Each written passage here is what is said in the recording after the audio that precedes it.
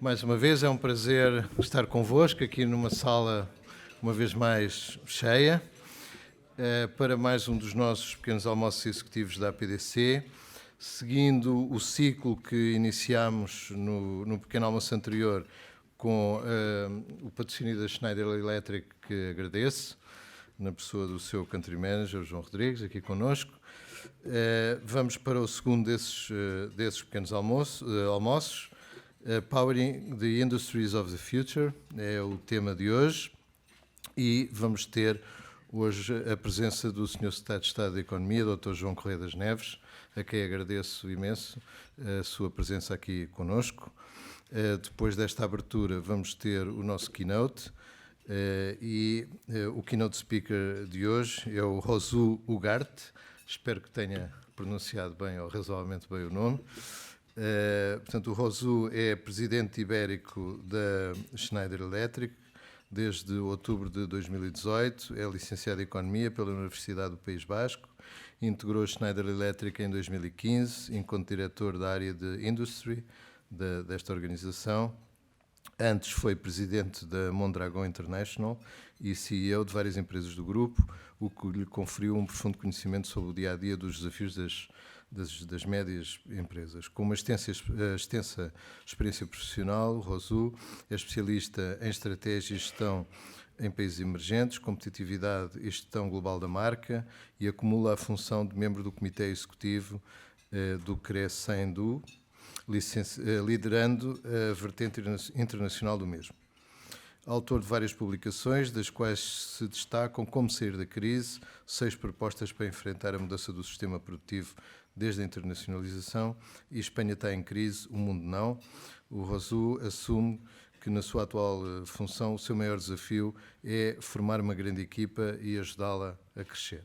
Penso que esse é o desafio de todos os líderes, e é com muito gosto que o temos aqui connosco, e ele fará o seu keynote logo a seguir à apresentação do Sr. Secretário de Estado. Depois teremos o painel, que será apresentado pelo moderador, o Srikesh Laxmidas, diretor adjunto do Jornal Económico, que deve estar aí a chegar, e, portanto, ele fará nessa altura a apresentação do seu painel. Desde já temos que lamentar a falta do Dr. António Bob dos Santos, que por um percalço de natureza pessoal de última hora não vai ter a possibilidade de estar connosco, mas vamos ter o Rosu a participar no respectivo painel. Portanto, iremos dar o início então à nossa sessão com a intervenção do Sr. Secretário de Estado. Muito obrigado.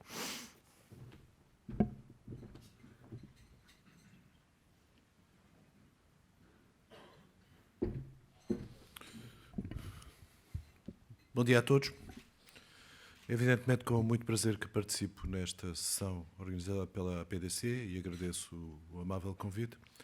O tema também não podia ser mais apropriado. Nos dias de hoje, o debate sobre a transformação digital e a importância que ele tem, não apenas do ponto de vista da tecnologia, mas do ponto de vista do acesso que ela permite, do ponto de vista da transformação de um conjunto de atividades, quer industriais, quer de serviços.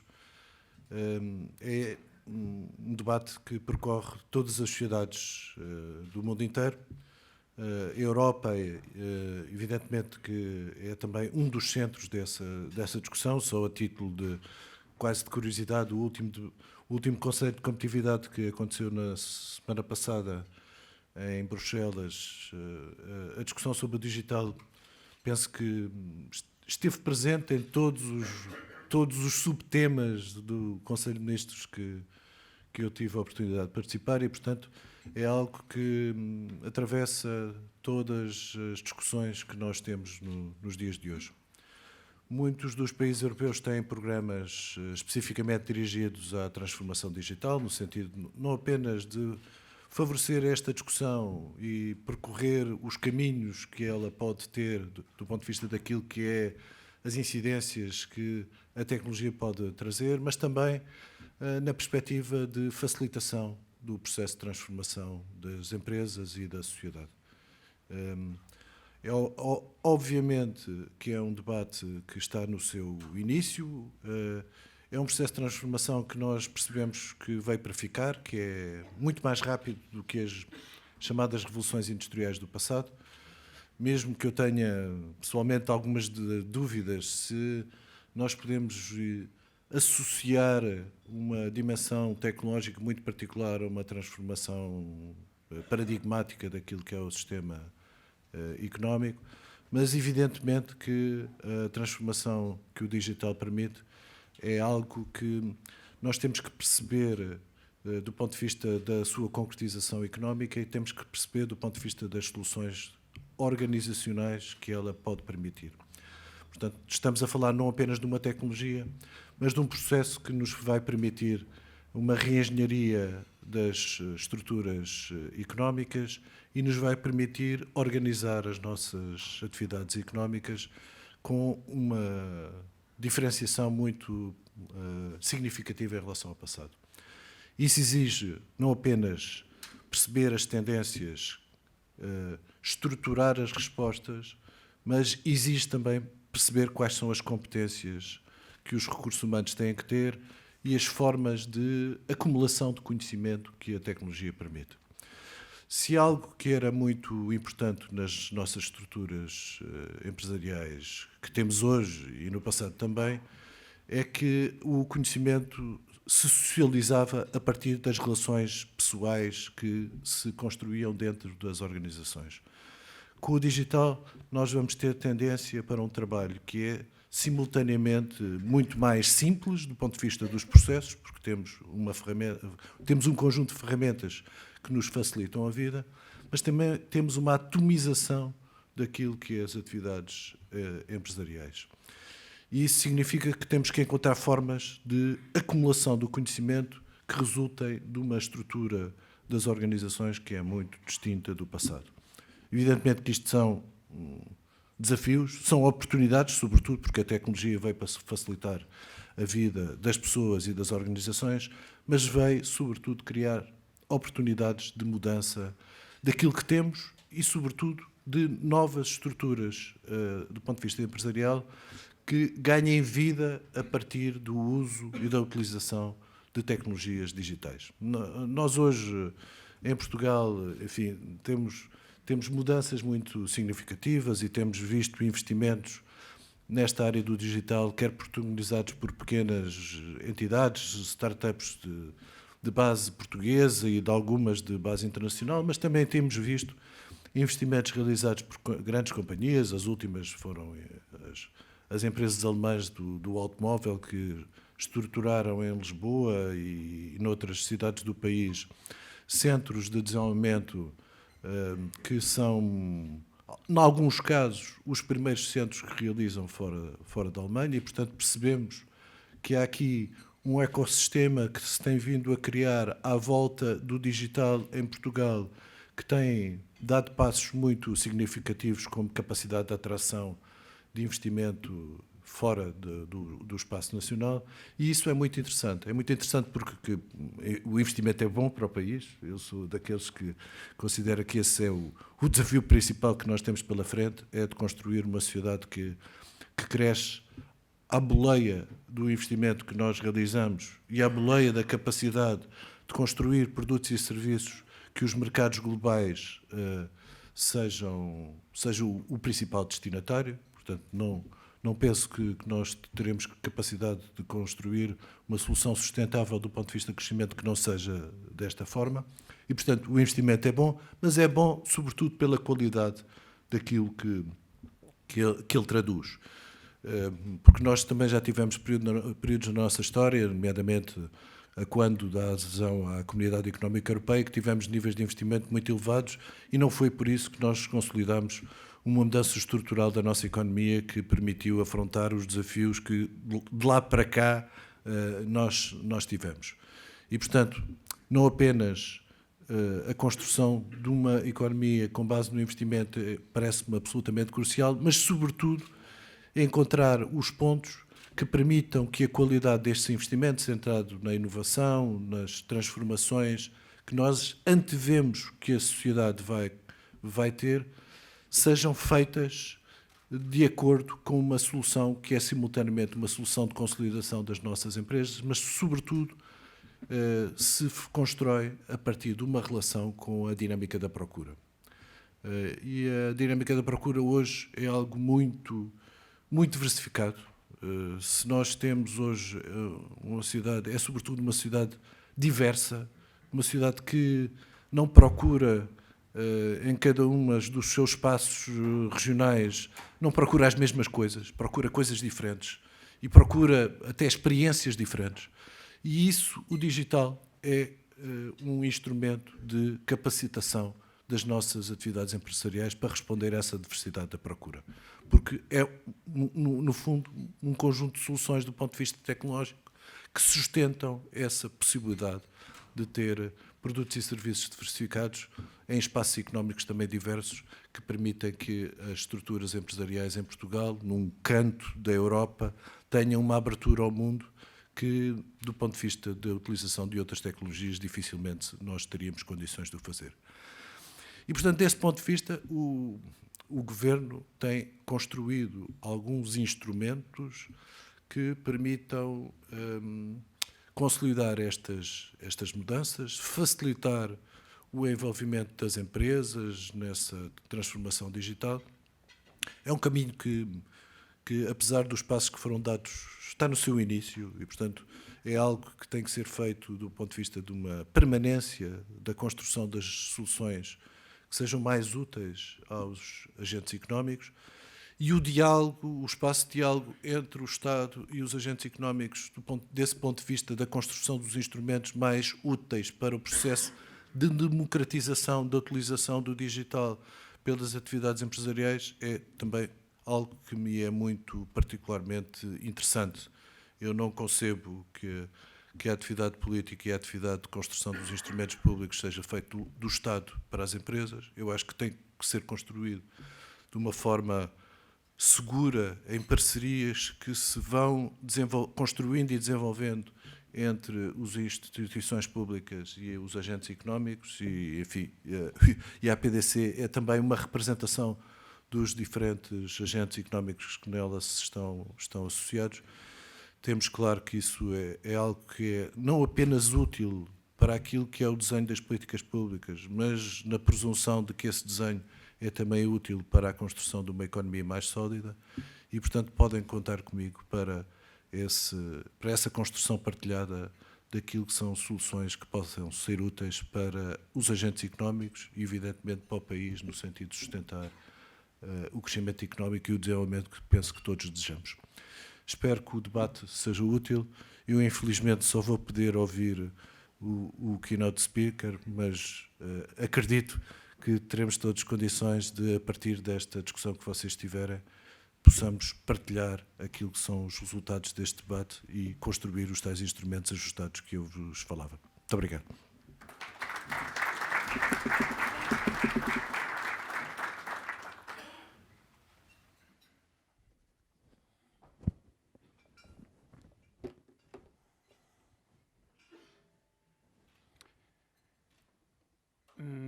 Buenos días. En primer lugar, voy a pediros perdón porque voy a hablar en español. ¿Vale? Entonces, las diapositivas estarán en inglés, pero voy a hablar en español. O sea que iré un poco despacio para, bueno, pues para que podáis entender. O sea que, sorry, como dicen los ingleses. Voy a hablar de cómo la revolución tecnológica, el tema del IoT, el IoT va a cambiar el mundo, está cambiando el mundo y vamos a pasar de la complejidad a una oportunidad. Entonces, no voy a hablar de las industrias en concreto. ¿Por qué? Porque el fabricante de maquinaria tiene unas necesidades que normalmente son de monitorización, de servitización. Las industrias de montaje, en las que hay mucho montaje, tienen una necesidad de software, y las industrias que son de proceso tienen necesidades sobre todo de lo que son la gestión de activos y la gestión de energía. ¿Vale? Por lo tanto, cada empresa tiene sus necesidades. Pero todas, para conseguir que sea una oportunidad, necesitan varias cosas. La primera es entender qué está pasando. La segunda es conocer la importancia que tiene el dato hoy en día, los datos. La tercera es el rol del director general. Vais a ver que el director general, propietario, presidente, consejero delegado, es absolutamente clave. En cuarto lugar, el talento, cómo el talento hoy en día cambia completamente la competitividad de la compañía. Y por último, la gestión del ecosistema. Entonces, más que entrar en cada industria, lo importante es el enfoque y compartir con vosotros qué creemos que tienen que hacer las empresas para conseguir ser líderes en el mercado. Y nosotros creemos que todavía hoy se puede. ¿Vale? Entonces, vamos a hacer un paseo por lo que está pasando. Bueno, pues lo que ha pasado ha sido que estamos en la cuarta ola de la globalización, que empezó en 1944 con los acuerdos de Bretton Woods, en que el norte tenía industria, el norte es Japón, Europa, Estados Unidos, ¿vale? Y Canadá. Con el desarrollo de las tecnologías de la información y el desarrollo del transporte pasamos a la segunda ola, en la que el mundo empieza a ser plano, vamos a decirlo. La tercera es muy importante porque es cuando China entra en la Organización Mundial del Comercio y cambia completamente el mundo. La mayor industria está en China. China consume cerca del 50% de toda la máquina, herramienta y bienes de equipo mundial. Eso significa que las industrias están yendo allí. Y el 70% de toda la maquinaria mundial se consume en Asia. ¿Vale? Y lo que provoca es que se fragmente la cadena de valor. Hoy en día unos componentes se fabrican en un sitio, se llevan a otro sitio, se transforman en otro sitio y vuelven otra vez al lugar de origen. Se empieza a invertir en los mercados emergentes, además en I+D, y bueno, y está cambiando el centro de gravedad del mundo. Hemos pasado del norte y del oeste al sur y al este. Y ahora el centro del mundo, en teoría, está en el estrecho de Malaca, en Indonesia. ¿Vale? Y entramos en la cuarta ola, que empieza del 2011, que es consecuencia de las tecnologías. Entonces, vamos a ver qué está pasando con las tecnologías. Empiezan a desarrollarse, en español decimos apalancarse unas sobre otras, madurar y apalancarse al mismo tiempo, y lo que está haciendo es que, bueno, pues está cambiando la globalización. ¿Vale? Y además está cambiando lo que se llama la desconglomerización, no de las economías, sino de las empresas. Y este es un tema que hay que tenerlo en cuenta. ¿Por qué? Porque hasta ahora las grandes empresas que eran conglomerados, que tenían diferentes actividades, pues vamos a decir que eran las más competitivas. Ahora, con la importancia de lo local más que lo global, las empresas pequeñas tienen una ventaja muy importante sobre las grandes, porque son capaces de llevar sus propuestas de valor más rápidamente al mercado. Y a las grandes les cuesta muchísimo más. Entonces hay un proceso que se llama de desconglomerización, que es importante tenerlo en cuenta. ¿Vale? Y entonces, bueno, todo esto está provocando que haya cambios geopolíticos, cada vez hay más proteccionismo, cada vez hay más barreras arancelarias y, como os decía antes, lo que está ocurriendo es que las clases medias, que al final es lo que produce el desarrollo de los países, debido a la demografía, pues van a multiplicarse por 6 en Asia. Hoy en día hay 550 millones de personas en Asia que son clase media. Clase media son aquellos que ingresan entre 5.000 y 40.000 dólares por año. Para el año 2050, si hoy hay 550 millones, va a haber 3.220 millones. ¿Vale? Esto significa que aproximadamente el 70% de la clase media mundial estará en Asia. Y además va a haber 2.500 millones de personas en las ciudades. Con lo cual, dos cambios importantes. Clases medias y ciudades. Entonces, la globalización está cambiando y lo que está acelerando todo es esto que aparece aquí, que son las diferentes tecnologías. ¿Vale? Entonces, como os decía, las tecnologías van madurando y apalancándose unas sobre otras, y lo que está produciendo es un fenómeno que se llama la democratización de la tecnología. ¿Y esto qué es? Pues esto es que hoy en día cualquiera puede aportar valor desde cualquier sitio y a cualquier negocio. hasta ahora, hasta hace unos 8 o 10 años, las tecnologías eran de proceso, es decir, cada sector era como una especie de silo, ¿no?, en el que no entraba nadie. En el mundo de la automoción, en el mundo del electrodoméstico, bueno, pues tenías que estar dentro o dominar alguna tecnología de proceso, que por ejemplo en el electrodoméstico era o la cataforesis, o el esmaltado, o el termoconformado. Pero lo que ocurre es que las tecnologías digitales y la aparición de las plataformas permite que cualquiera pueda entrar en cualquier sector. Y esto es un cambio radical. Y es un cambio radical que afecta a los modelos de negocio de las empresas y afecta a la gestión del talento. Porque ahora cualquier persona puede aportar valor solo por sus conocimientos, en principio, tecnológicos, ¿vale? Y bueno, de esto nos lleva a una complejidad en que en el año 1937, la vida media, la esperanza media de vida de las empresas era 75 años, y en el 2015, ahí pone 2011, en el 2015 la esperanza media de una empresa de vida es 15 años. Bueno, pues como veis esto va acelerándose muchísimo y cada vez hay más startups. 50 millones cada año, que son 137.000 por día. Vale. Bueno, pues esto es donde estamos hoy en día operando. Todas las compañías en las diferentes industrias están viendo que va a haber cambios importantes en los próximos 12 meses. ¿Vale? Desde las media y telecom, que pueden andar rondando el 70%, hasta la industria, que como es B2B, está un poquito más protegida, pero el 39% de las industrias, de los ejecutivos de las industrias, creen que va a haber disrupciones digitales en sus negocios. Y esto es lo que nos pasa en la mayoría de las compañías. Como hemos visto que en el pasado teníamos éxito, creemos que en el futuro vamos a seguir teniendo éxito. Y no es cierto. ¿Vale? El pasado y el futuro no son simétricos. El futuro va a ser exponencial. Entonces, bueno, pues lo que no podemos hacer, creemos nosotros, es seguir con la misma dinámica. Tenemos que hacer un cambio importantísimo. Y ese cambio va a venir, como vamos a ver ahora, por mejorar la competitividad, y hoy en día la competitividad se mejora por la gestión de datos, de los datos. Vamos a ver ahora.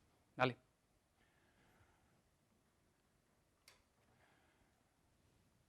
Bueno, voy a hacer un pequeño paréntesis en la parte de Portugal por la importancia de la industria.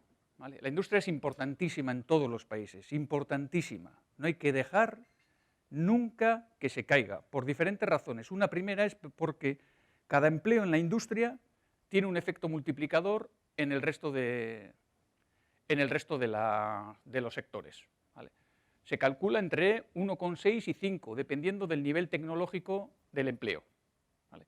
En empresas más tecnológicas el efecto multiplicador es mucho mayor. En empresas más de montaje, menor.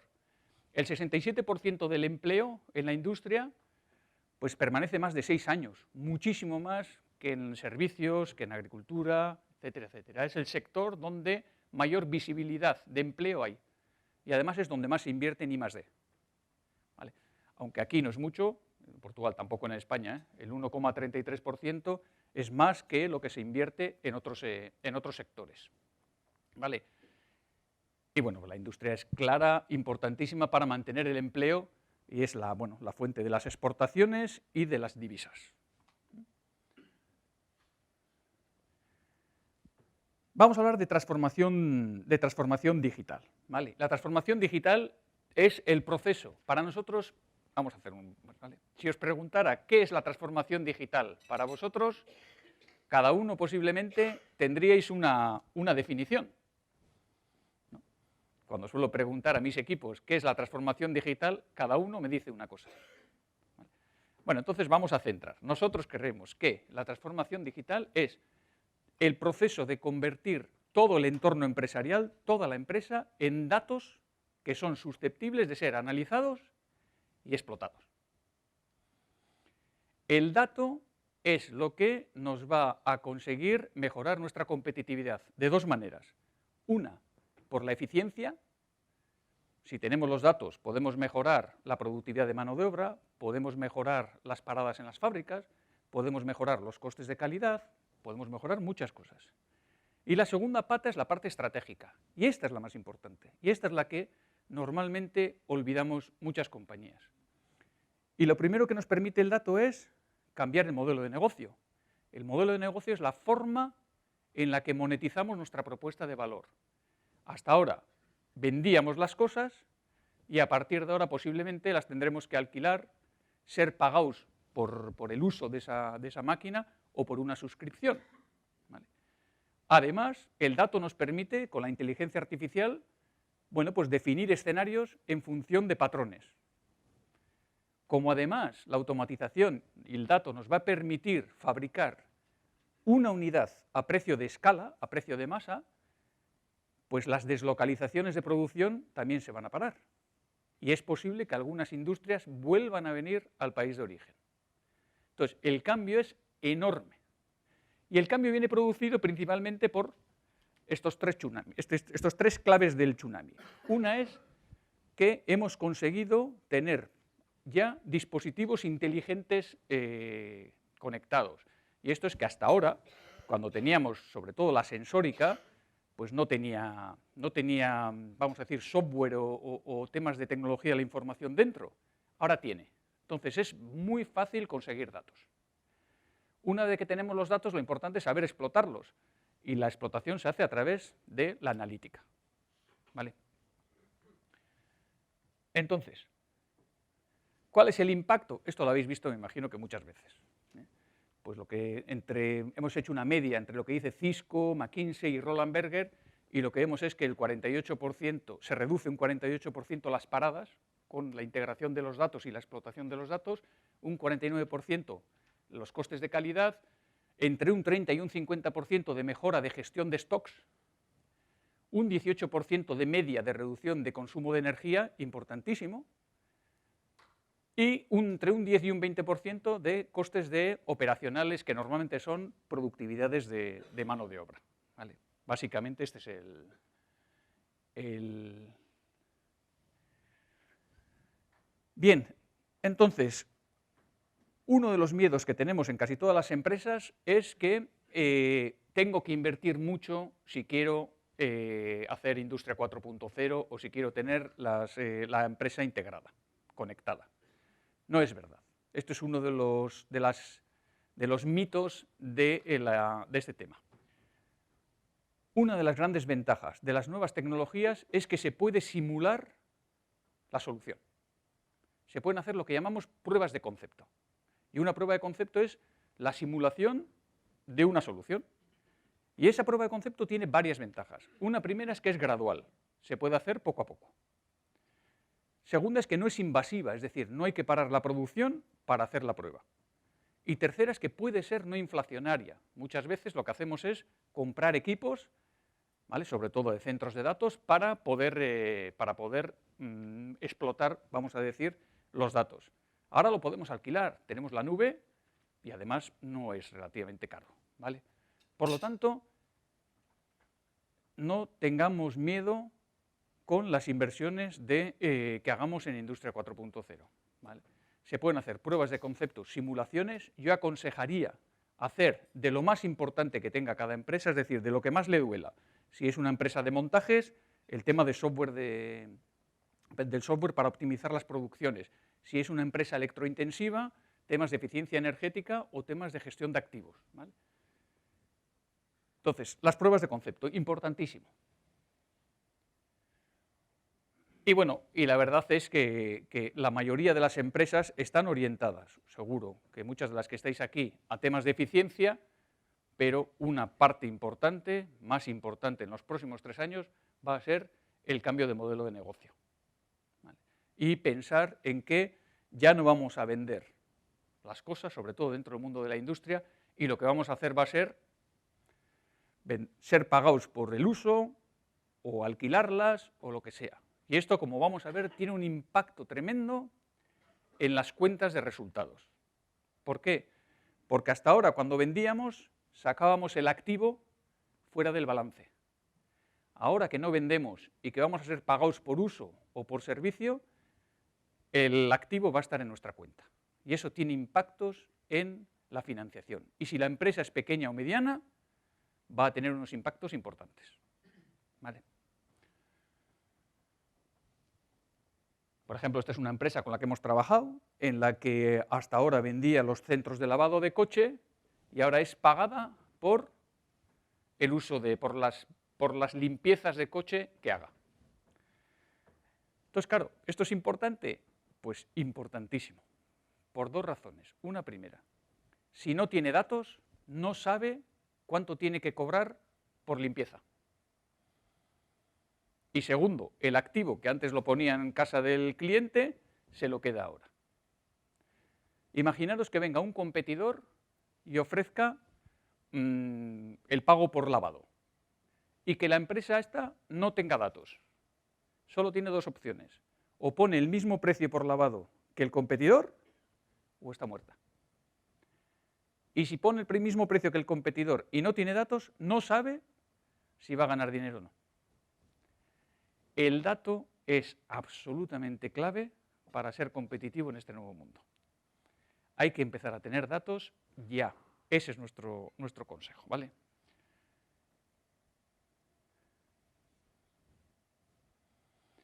Bueno, y esta transformación se hace con personas, con los que estamos aquí. ¿Vale? Esto no lo hace la máquina, esto lo hacemos nosotros. Y este es uno de los grandes cambios. ¿Vale? Y el cambio lo tiene que hacer el director general.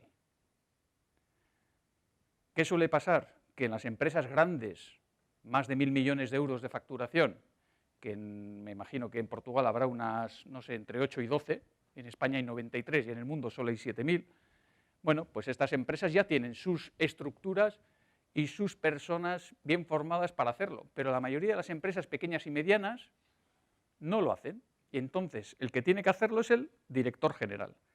Y el director general en las empresas pequeñas y medianas está todo el día resolviendo problemas, haciendo gestiones del día a día y no piensa en lo que va a venir. Y es importantísimo que salga del día a día y que se ponga a pensar en el tema digital. ¿Vale? Ahora las preocupaciones que tiene un CEO es un director general, es buscar nuevos mercados, cómo integrar la transformación digital, crecer, especialmente con el crecimiento inorgánico, cómo va a ser su organización del futuro, el talento y la marca. ¿Vale? Pero sobre todo, tiene que tener una visión, vamos a decir, holística. ¿Qué está pasando hoy? Que vamos a las empresas y el director de operaciones está haciendo una prueba de realidad aumentada, el director de informática está haciendo unos análisis en el cloud con Big Data y el de mantenimiento está haciendo una gestión de piezas a través de la digitalización. No sirve. No sirve. Hay que tener una visión completa de la propuesta de valor. ¿Por qué? Porque si empezamos a hacer cosas muy concretas, la podemos hacer con arquitecturas que no sean abiertas y entonces sí es un problema. ¿Vale?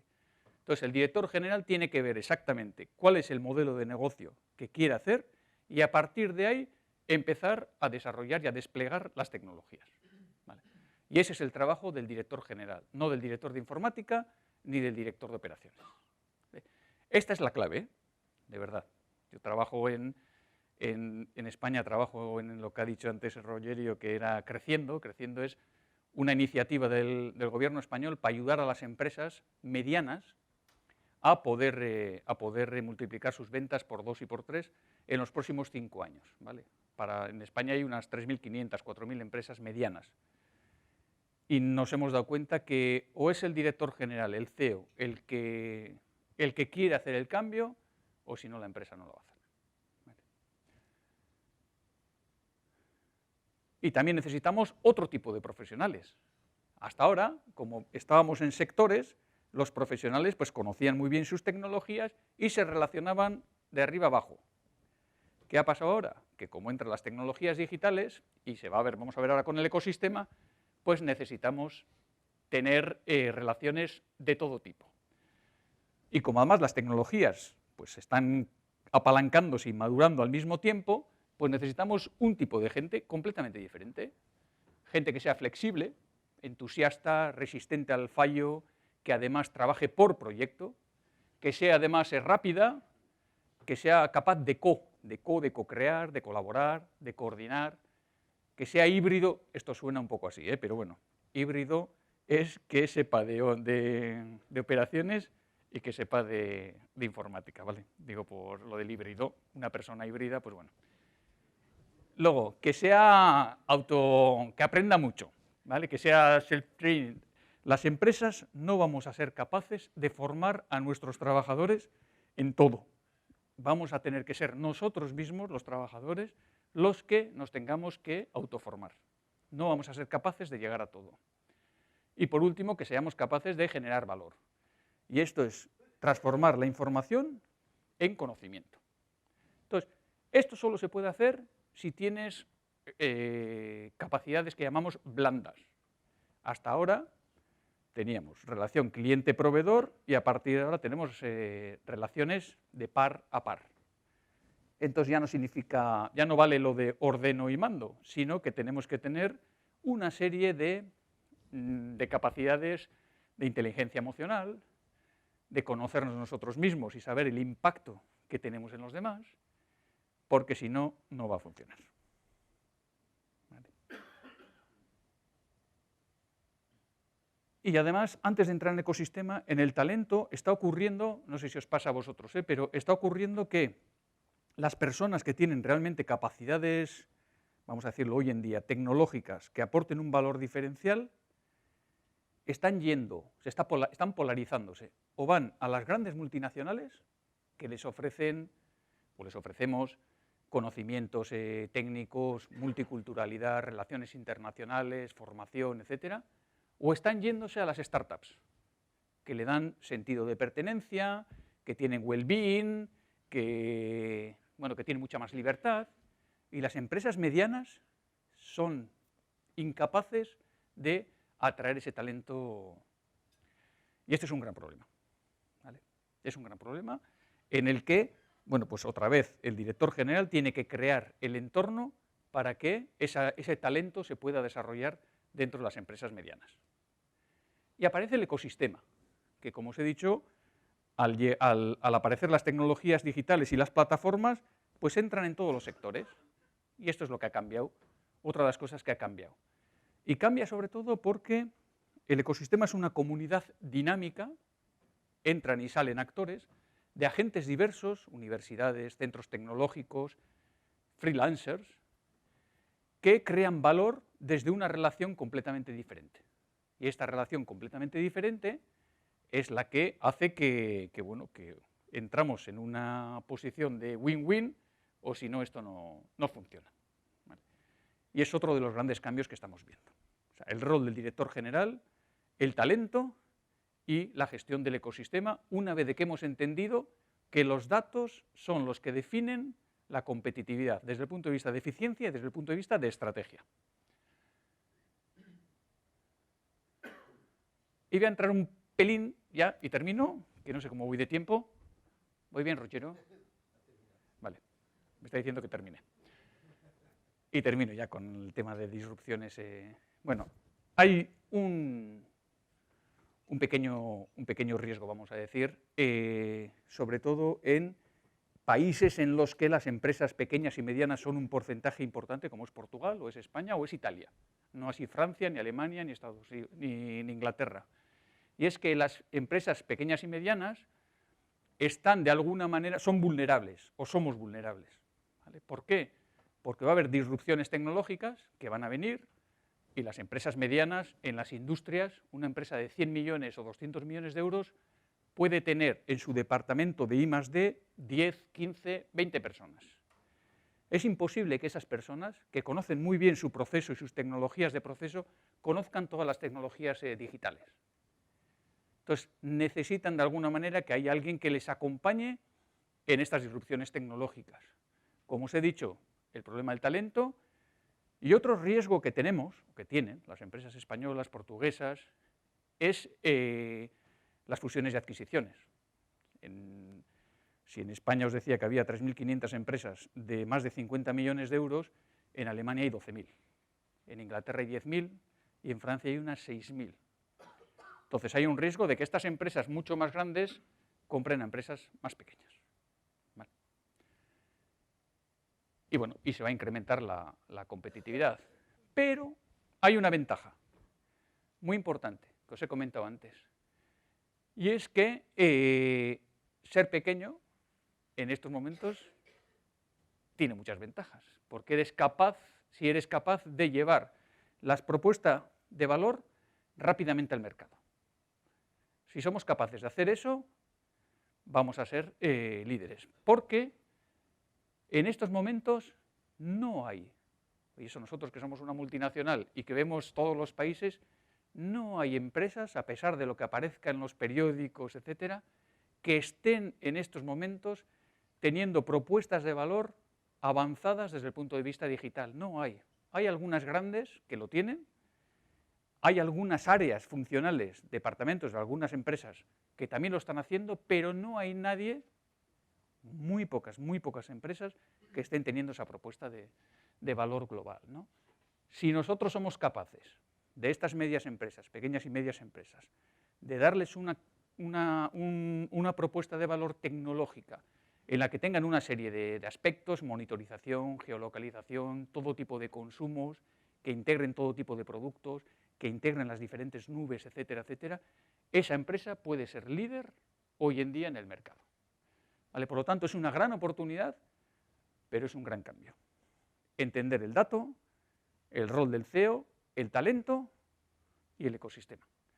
Si lo hacemos, Portugal se desarrollará y sus empresas medias y pequeñas conseguirán ser líderes en su sector, seguro. Muchísimas gracias.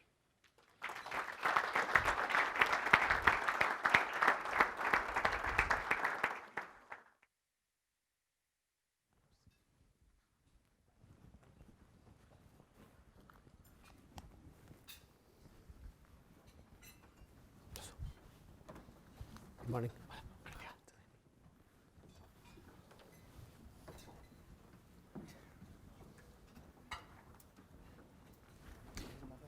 Sí, soy moderador. ¿Cómo está? Vamos a hacer en inglés. Para hacer en inglés. Hablas en portugués con ellos y conmigo en inglés, si quieres. Hacemos en inglés. Creo que... Anda, deja Buen de día. que sea mejor portugués, así la gente entiende. O en castellano.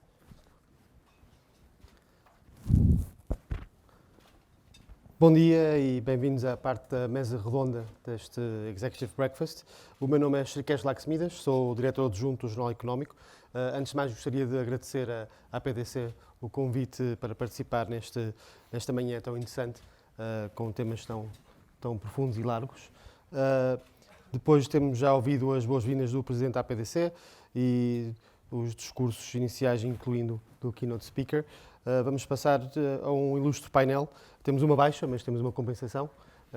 Portanto, vamos fazer isto bilingue. Combinamos aqui que fazemos algumas perguntas em português, outras em inglês e vamos orientando entre as línguas. Começo por apresentar o nosso Keynote Speaker, já ouviram quem é, não vou apresentar em mais detalhe. Temos o Dr. Engenheiro Carlos Costa Pina, vogal da Comissão Executiva da Galp Energia. Paulo Clímaco Lilaia, CEO da Farmacêutica Generis, e Rafik Daoud, cofundador da Andandi. Obrigado a todos por estarem aqui. Vou começar com uma pergunta alargada para os três membros do painel. Se pudessem passar 2 ou 3 minutos a explicar um bocadinho. Estamos aqui desde a inovação até a energia, a farmacêutica, a moda, a indústria. E ouvimos falar muito sobre o tema do debate, que é empowering as indústrias no futuro. Em cada uma das vossas áreas, como é que Portugal está a fazer isto? Como é que estamos a dar poder à indústria no futuro? Carlos. Bem, muito bom dia a todos. Muito obrigado, antes de mais, à PDC enfim, pelo convite para estar aqui hoje. Eu começaria só com uma precisão, eu não sou engenheiro. Desculpa, portanto, a minha nós conhecemos há formação, anos, foi um erro meu. a minha formação de base é jurídica, portanto, aliás, até pode parecer um pouco estranho estar aqui, mas a verdade é que já não é a primeira vez na minha vida em que, enfim, responsabilidades mais de gestão, tenho que levar também os sistemas de informação e, portanto, julgo que é um pouco nessa qualidade que aqui me encontro. Eu, enfim, antes de mais gostaria de dizer o seguinte, dá-se hoje a coincidência de, neste momento em que estamos aqui a discutir estes temas, em paralelo decorre uma outra sessão em que o Governo português está a apresentar o chamado Roteiro Nacional de Baixo Carbono, no fundo com a apresentação dos objetivos e das metas de descarbonização da economia para 2050. E eu refiro isto para dizer o seguinte, no setor em que me encontro, portanto, e no caso da atividade da Galp, portanto, uma empresa de petróleo e gás, ou uma empresa de energia, mais genericamente, este é claramente o principal, ou um dos principais desafios com que nós hoje estamos confrontados. Na medida em que o paradigma do mix energético primário está claramente em mudança por força da redução da utilização dos combustíveis fósseis. E nesse sentido, nós estamos, digamos, também a adaptar-nos com a velocidade também que o momento exige, quer no que diz respeito ao reforço da utilização de gás natural no nosso portfólio, quer no que diz respeito ao reforço do peso das renováveis, em especial do solar, no nosso portfólio, e em terceiro lugar, porque, digamos, os desafios da descarbonização não podem ser vencidos sem o recurso à tecnologia através da digitalização. E, portanto, a digitalização é a par da descarbonização também por essa mesma razão, um dos principais desafios com que estamos confrontados. Mas, como foi dito há pouco na apresentação do nosso keynote speaker, a verdade é que a digitalização também é uma questão de tecnologia, mas não é apenas, e se calhar não é principalmente, uma questão de tecnologia. As escolhas tecnológicas, sob esse ponto de vista, até podem ser as mais fáceis. A questão passa pela definição prévia daquilo que queremos fazer com o nosso negócio e de que maneira queremos usar a tecnologia ao serviço da otimização do nosso negócio. Eu, sem querer tomar muito tempo, porque, enfim, depois teremos a oportunidade, se assim entenderem, de verem um pouco com mais detalhe algumas das iniciativas que estamos a fazer no domínio da digitalização, precisamente para nos prepararmos para o futuro. Eu sublinharia basicamente que a nossa agenda interna de transformação digital passa por 4 dimensões fundamentais. No que diz respeito ao ambiente de trabalho e, portanto, a relação com os colaboradores, a relação com os clientes, otimização de processos e transformação de produtos e serviços. Portanto, é ao nível destas 4 dimensões que nós estamos verdadeiramente a atuar. Ao nível do posto de trabalho, preparando-nos para, digamos, o verdadeiro posto de trabalho digital, em que hoje, enfim, tradicionalmente o posto de trabalho era um monitor, um teclado e um rato. Hoje em dia é muito mais do que isso. O posto de trabalho tem praticamente o dom da ubiquidade, em que o colaborador tem que ter flexibilidade e versatilidade para trabalhar numa lógica de multi-device, independentemente do ponto em que se encontrar, e onde cada vez mais estão disponíveis funcionalidades conversacionais em linguagem natural, seja a nível de texto escrito, seja com voz. Na relação com os clientes, cada vez mais melhorando a experiência do cliente e desmaterializando, digamos, a relação, colocando também mais acessibilidade sob o ponto de vista tecnológico. E na otimização de produtos, na otimização de processos e na transformação de produtos, um exemplo prático no ambiente industrial e com uma logística relativamente pesada como aquela que nós temos, em tudo o que tem que ver com os temas de gestão de ativos, onde cada vez mais, digamos, o recurso aos chamados gêmeos digitais para otimizar a gestão de ativos, melhorar a nossa capacidade de manutenção dos equipamentos e, com isto, aumentar o nível de eficiência do processo é um ponto fundamental. Ao nível de transformação de produtos e serviços, preparando-nos, como estamos a fazer, para os novos desafios, não só da mobilidade elétrica, mas também, se quisermos, da mobilidade partilhada, em que o paradigma também do comportamento, da forma como usamos a mobilidade, está em transformação acelerada. Enfim, isto, entrando no detalhe, estaríamos aqui toda a manhã e se calhar não seria suficiente, mas eu também não queria tomar demasiado tempo e ficava com este comentário inicial para já. Obrigado, Carlos. Paulo? Bom, aqui, da parte do posso dar aqui alguma panorâmica, muito obrigado pelo convite, dar aqui alguma panorâmica da parte da indústria farmacêutica e da saúde também. A Generis é uma empresa farmacêutica. Temos passado por um processo interessante porque dá uma ideia de quanto a digitalização e a tecnologia, a modernização das empresas é interessante. A Generis é uma empresa que vai faturar este ano já não muito longe de 100 milhões de euros. Temos quase 400 pessoas a trabalhar e hoje está integrada numa das grandes empresas globais de medicamentos genéricos, que é o Grupo Aurobindo, que é uma empresa indiana. Mas desde sempre foi assim. Era uma empresa tipicamente portuguesa, familiar, que teve os desafios da sucessão. E, portanto, com todos esses desafios da sucessão, o principal, o maior acionista, que era o pai de uma família, resolveu vender a empresa a uma private equity, e foi exatamente aí que eu entrei, que foi a Magno Capital, e de 2010 a 2017 a empresa foi uma private equity e agora, portanto, está numa grande empresa global. Uma das coisas que eu próprio, e antes eu tinha a experiência de ter trabalhado fundamentalmente em empresas alemãs e alemãs suíças, uma das coisas que verifico é que realmente a digitalização e a incorporação de tecnologia nas empresas é absolutamente crítica. E, portanto, as empresas ou são rápidas a fazer isso ou vão, obviamente, ficar pelo caminho. No caso da indústria farmacêutica, além da questão da digitalização da tecnologia, a escala é também muito, muito importante. Em algumas atividades, em alguns negócios, isso não acontece, mas aqui acontece. Posso dar um exemplo.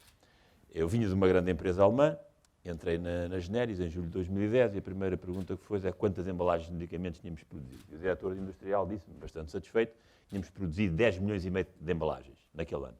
Eu vinha de uma empresa que só numa localização, em Ulm, onde nasceu o Einstein, produzia 500 milhões de embalagens por ano. E, portanto, isto a indústria é estar absolutamente acabado. Portanto, é preciso ter escala e é preciso ter também tecnologia. E digitalizar, ter informação, ter dados, trabalhá-los e consegui transformá-los em alguma coisa verdadeiramente produtiva.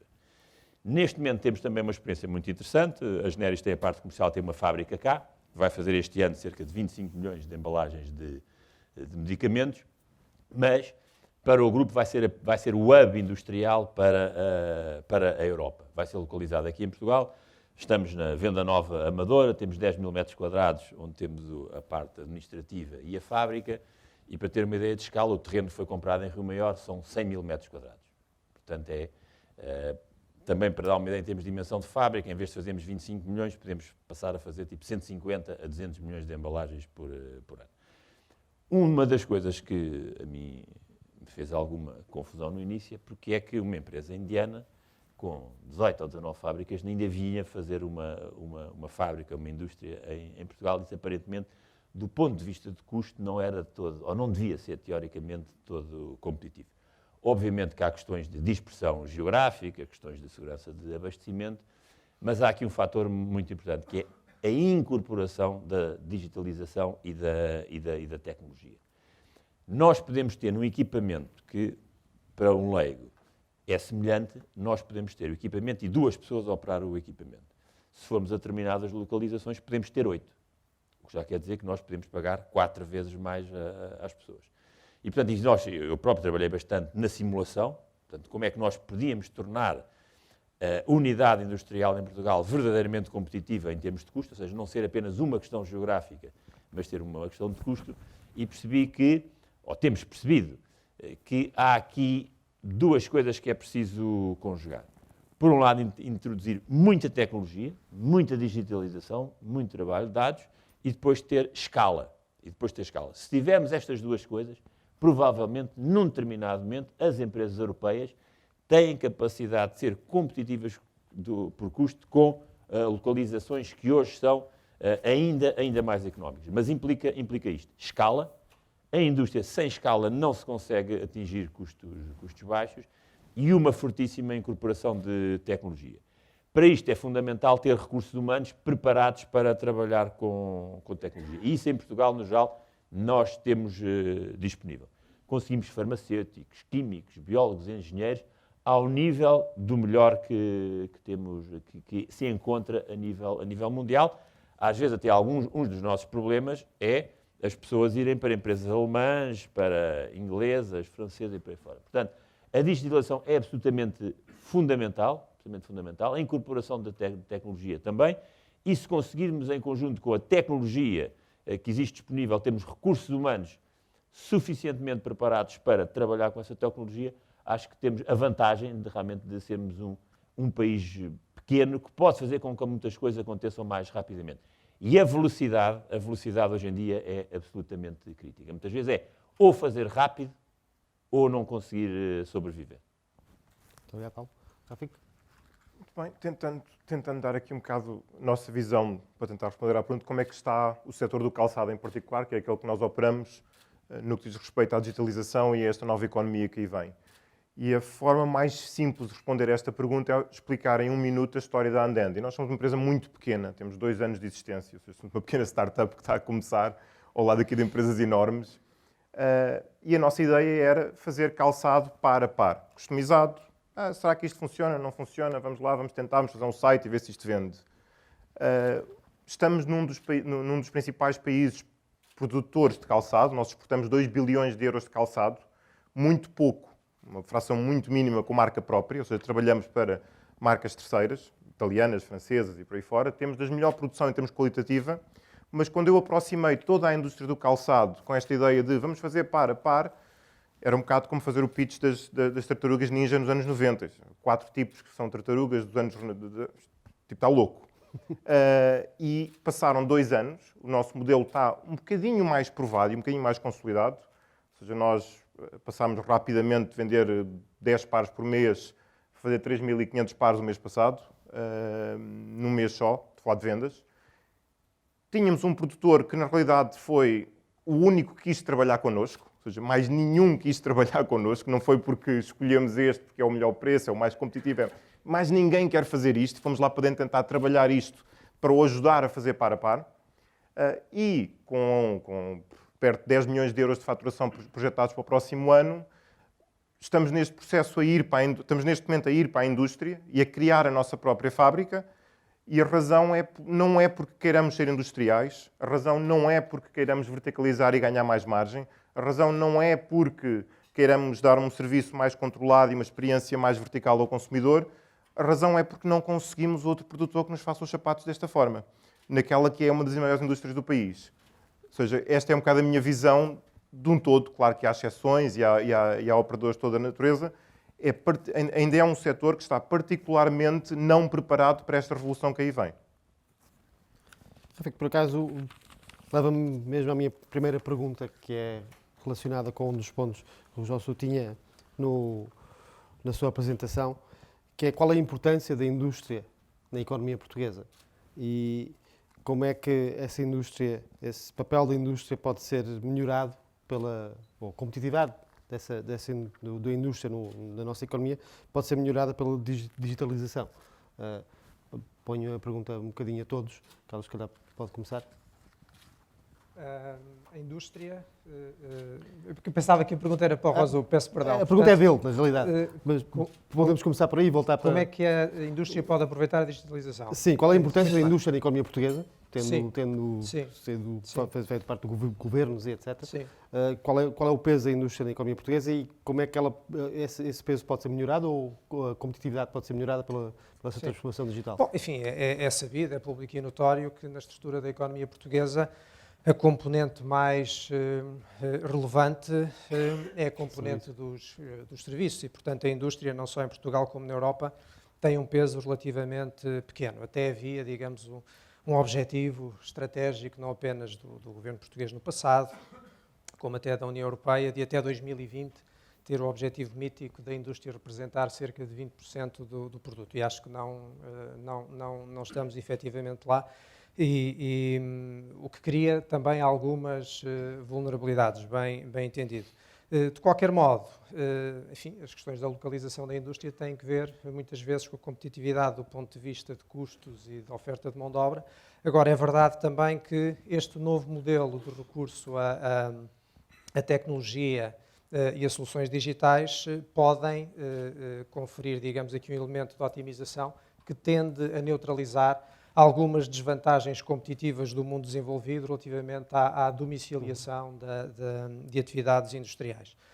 Agora, eu creio que no caso português, há aqui, digamos, e olhando, enfim, do ponto de vista, se quisermos, mais macro, há aqui oportunidades que devem ser tidas em conta. Enfim, agora que na União Europeia estão a começar a discutir-se as novas perspectivas financeiras para o período 2021-2027, em que vamos ter mais de 650 bilhões de euros dedicados, de fundos dedicados a investimentos em projetos estruturais e infraestruturantes da economia europeia, e onde muito dessa componente assenta precisamente em questões ligadas à transição energética, às alterações climáticas e ao tema da revolução digital.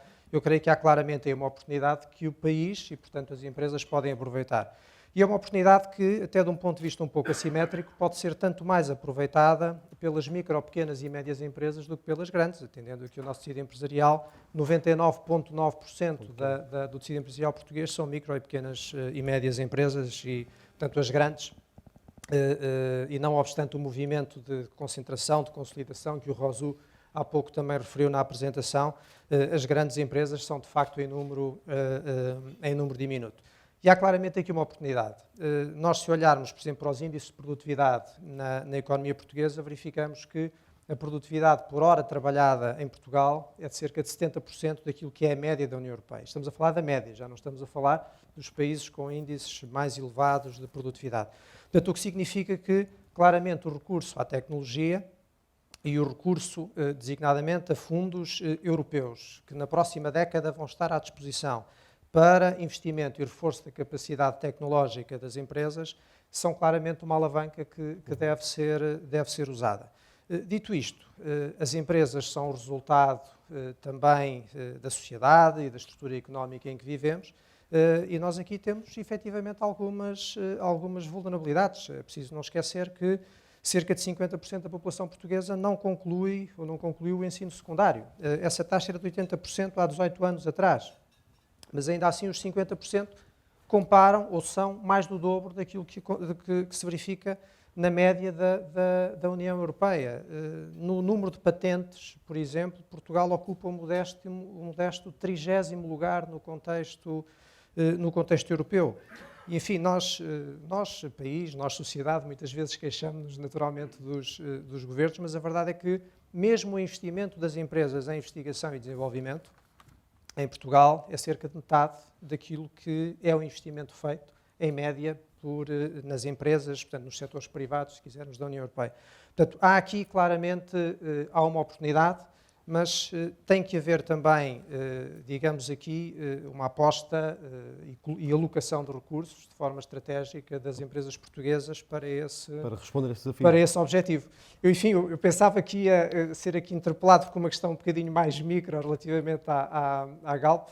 Pensava que, efetivamente, a questão era para o Rosu e, portanto, tive que falar um pouco de uma perspectiva mais macro, mas este era o comentário que eu faria a propósito desse desafio. Já lá voltamos à pergunta micro. Que me colocou. Daquilo que tenho observado, inclusive vivido, no caso das genéricas, indústria farmacêutica, que a minha percepção é que o setor industrial vai levar mais ou menos o mesmo destino que levou o setor agrícola. Ou seja, havia, antes do 25 de Abril, cerca de 40% da população trabalhava na agricultura ou ligada à agricultura. Hoje são cerca de 3% e produz 6 vezes mais. E provavelmente a indústria, uma grande parte da indústria, irá pelo mesmo caminho. Ou seja, vamos ter capacidade de produzir cada vez mais, mas vamos ter cada vez menos pessoas, muito mais qualificadas a trabalhar na indústria. Portanto, do ponto de vista de geração de riqueza, acho que a tendência é claramente positiva, pelo menos para as empresas que se prepararem adequadamente, e aqui a questão da educação e da formação das pessoas é absolutamente crítica. Portanto, um operário, daquilo que era um operário há 20 ou 30 anos atrás, hoje não faz sentido em qualquer empresa moderna. Quer dizer, nós começamos já a questionar se pessoas com o 12º ano fazem sentido nas nossas empresas, porque são pessoas que entram hoje, mas têm de estar preparadas para crescer com o crescimento da tecnologia. Portanto, esse desafio é um desafio muito grande, mas claramente as empresas vão ser mais tecnológicas, vão ser mais digitalizadas. Outra coisa também depois que é interessante é, vamos ter empresas muito mais tecnológicas, muito mais digitalizadas, com muito maior produtividade, muito maior, provavelmente, exportação, mas temos uma dificuldade. Qual é a velocidade a que nós conseguimos fazer isto? E isto nós sentimos todos os dias na empresa. E uma coisa há bocado tinha dito interessante, que é, nós precisamos de o fazer de uma maneira contínua e gradual. Portanto, nós não podemos estar em permanência a criar disrupção na empresa. Um exemplo, nós temos na Generis, à segunda-feira, a reunião de direção. Portanto, somos 10 direções, à segunda-feira, religiosamente, ou quase, às 11h30, sentamos-nos à mesa até à 1 da manhã para coordenar as atividades. Uma das questões que saiu ontem é que cada departamento tem necessidades de IT, algumas coisas digitalizadas, tecnologias, aplicações, etc. Quando consolidámos aquilo, temos 30 aplicações que são necessárias. Estão a ver? E assim, como é que nós pomos 30 coisas num tempo útil? E como é que a empresa continua a funcionar? Não é? Porque às vezes quando nos sentamos com as pessoas das tecnologias, com o departamento da IT, a ideia é que o departamento da IT seria o core da empresa e a empresa parava um ano para estarmos completamente atualizados. Isto é absolutamente impossível.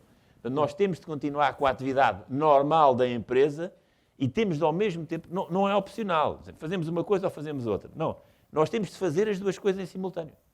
E é como é que nós mantemos a atividade da empresa, que é produzir medicamentos e vender medicamentos, e, simultaneamente, vamos incorporando digitalização e tecnologia. Não é? Até agora não tem sido, às vezes, muito fácil, porque a percepção que nós temos é, em vez de fazermos uma incorporação contínua, nós funcionamos um pouco como a antiga economia, que é aos solavancos. Não é? Para um bocado e incorpora, depois para outro bocado e incorpora, e andamos sempre salto em salto, quando o que precisamos é arranjar, no fundo, plataformas tecnológicas, uma digitalização que é progressiva e contínua, onde vão ser feitas pequenas melhorias contínuas ao longo de cada dia, ao longo de cada semana, e chegamos ao final de cada ano, demos um salto tecnológico que tem um impacto grande na empresa. Portanto, há aqui ainda desafios, que é como é que esta progressão se faz, sem demasiados travões ao normal funcionamento diário da empresa e das empresas. Há aqui um tema que surge muitas vezes, em qualquer uma das apresentações, comentários, que é a questão da velocidade. Este novo mundo exponencial não é compatível com certas velocidades. E nós somos bem um caso disto, isto é, nós podíamos crescer muito mais depressa do que estamos a crescer. Nós queríamos crescer muito mais depressa do que estamos a crescer. Eu passo uma boa parte dos meus últimos 6 meses a falar com capitais de risco internacionais, americanos e por aí fora, em que lhes tenho que explicar que este negócio é tudo muito giro, faz tudo muito sentido, é tudo digital, nós não temos nada físico, mas eu tenho que produzir sapatos. Ou seja, se não tiver produção de sapatos, não serve de nada tudo isto. E o principal bottleneck do nosso negócio é a produção de sapatos. Ou seja, estamos aqui de volta, agora temos que fazer uma indústria. Mas isto não é suposto ser para capital de risco. Normalmente é um setor que não é olhado por uma capital de risco, ou seja, não permite crescimentos exponenciais muito acelerados. No nosso modelo de negócio, o principal bottleneck tem sido esse. Nós temos que ter indústria para ter sapatos. Não vale a pena escalar uma coisa vezes 50, vezes 100, vezes 200, porque se não houver indústria que acompanhe, nada feito. A solução que encontramos, isto aí vinha a questão da velocidade, é que a velocidade a que o mundo está a mudar, a velocidade a que as startups como a nossa, e a nossa é uma coisa muito pequena, mas como tantos outros exemplos que chegam a 100 milhões, a 1 bi, em faturação em 4, 5 anos. Ou seja, não é uma coisa há 10 anos, é 4, 5 anos. Warby Parker, Allbirds, Bonobo. Allbirds fez em 2015, faz calçado clássico. Lançado em 2015, fechou agora uma ronda de 50 milhões de euros, uma valorização de 1,7 bis. Ou seja, isto é em 2 anos. Isto é um paradigma novo. A indústria vai ter um bocado que acompanhar, na minha opinião, esta velocidade, às vezes, de eu compreender na pele o quão complexo isto é. Sendo que a solução que nós encontrarmos é a única forma de termos a indústria a trabalhar à nossa velocidade, porque é a velocidade do cliente, não é a velocidade da Andendi. A nossa velocidade é, vamos nós para a indústria e vamos aprender a fazer sapatos. Porque a velocidade passou a ser a principal currency no meio disto tudo.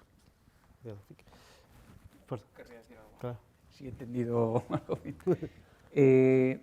A ver, para mí lo que es importante es que cada empresa se dé cuenta de la importancia que tiene para ella la digitalización.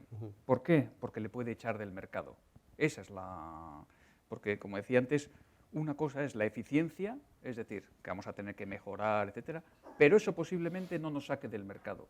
Lo que nos puede sacar del mercado es que haya una disrupción, y esa disrupción es que alguien oferte el mismo producto que nosotros con un modelo de negocio diferente, es decir, que le ofrezca al cliente pues, el pago por uso, lo que decía antes. Entonces, para mí depende de cada industria, hay unas claves, ¿no? Pues igual en la parte de farma es importantísimo el tema del software para lo que es la producción y el tema de la trazabilidad, y eso posiblemente pueda solucionarse con el blockchain. Entonces, bueno, eso puede ser una disrupción. En los fabricantes de maquinaria eso no tiene tanta importancia. Lo que tiene importancia es la monitorización, la documentación que lleves y el predictivo, es decir, que puedas hacer mantenimiento remoto. Entonces, la clave para esa empresa es esta. Y en las empresas más de proceso, la clave es el consumo de energía, la eficiencia energética y el mantenimiento predictivo de aquellos activos que son electrointensivos. Entonces, depende de cada industria, tiene una serie de claves, pero hay que anticipar esa clave porque esa clave puede ser atacada por una tecnología disruptiva y dejarte fuera del mercado. No esperemos, desde mi punto de vista, a que la administración haga nada. Cada empresa puede ser competitiva hoy. Todas las tecnologías están disponibles hoy, todas. Es decir, tenemos más tecnologías de las que podemos incorporar. Lo que tenemos que hacer es ser valientes, a mi modo de ver, y empezar a digitalizar. Lo más importante, la clave de cada una de las empresas que he dicho, y a partir de ahí hacer propuestas de valor que sean diferenciales y ser nosotros los que lo hagamos, porque nuestros competidores en otros países hasta el momento no lo están haciendo. Falavas da liderança dessa transformação na indústria vir do CEO, portanto é um conceito top-down. É uma coisa geracional também, especialmente na indústria. Em Portugal temos, como o Paulo estava a dizer, a indústria diminuiu de tamanho, alguma dela foi vendida para fora e o que me parece é que houve algum atraso, e Portugal sofreu esse atraso por causa de um lag geracional. Os CEOs eram de outra geração. Como é que se faz essa adaptação agora? Como é que se criam esses CEOs que tenham essa capacidade de fazer a transformação?